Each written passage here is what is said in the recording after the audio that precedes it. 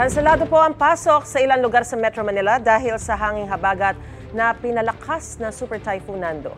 Wala pong pasok ang lahat ng antas sa mga pampubliko at pribadong eskwelahan sa San Juan City, Las Piñas at Malabon. Sa Taguig naman, wala pong pasok sa lahat ng antas sa mga pribado at pampublikong paaralan.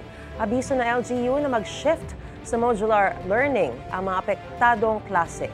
Wala pong face-to-face classes sa Maynila, Marikina, Makati City, Quezon City, Mandaluyong, Muntinlupa at Caloocan.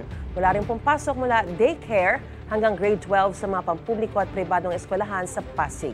Kabilang dyan ang mga nasa Alternative Learning System o ALS.